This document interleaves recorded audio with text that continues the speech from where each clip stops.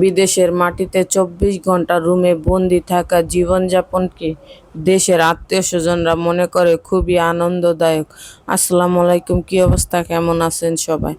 কেউ বুঝতে চায় না যে বিদেশের মাটিতে সারাক্ষণ রুমের মধ্যে বন্দি থাকা জীবনটা কত কষ্টের।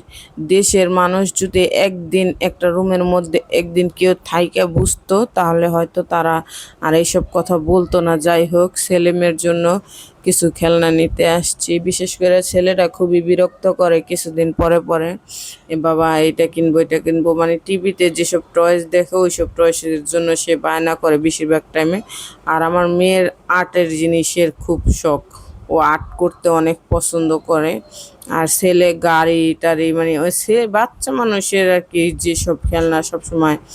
তো আমরা সহজ সিম্পলের মধ্যে যে জায়গায় অল্প দামে পাওয়া যায় ওইখান থেকে এই মাসে একবার দুবার নিয়ে যাওয়ার চেষ্টা করি, টুকটাক কিছু কিনা দেওয়ার জন্য প্রতি মাসেই।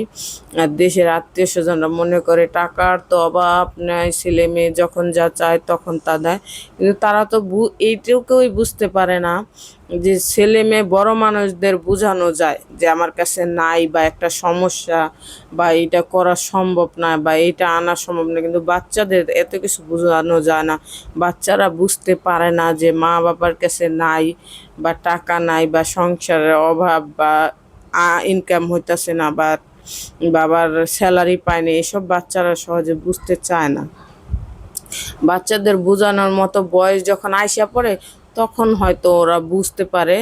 আর তখন আর এত বিরক্ত মা বাবারই করে না। মা বাবাও চায় না সন্তানের মনে কষ্ট দিতে, পৃথিবীর কোনো বাবা মাই চায় না। কিন্তু কিছু টয়েস ময়েস নিয়ে এখন নিচে তলায় নামছে আমার মেয়ের জন্য।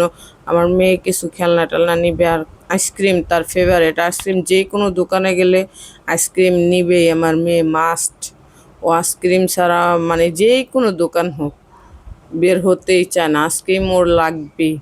আর আমার ছেলের ক্ষেত্রে ওরে যত খেলনা, গাড়ি, বল, এইসব মানে ছেলেদের যেসব খেলার টয়েস ছেলেরা পছন্দ করে, বাচ্চা ছেলেরা আর কি, বড় ছেলে বড় মানুষ ছেলেরা না আর কি, আমার ছেলে তাই নেয়।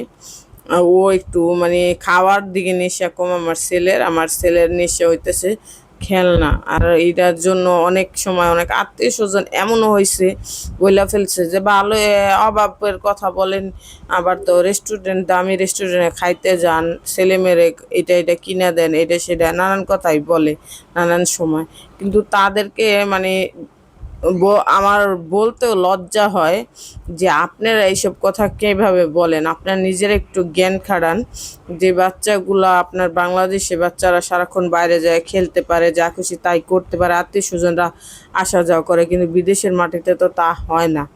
বিদেশের মাটিতে ওরা একাই থাকে সবসময়।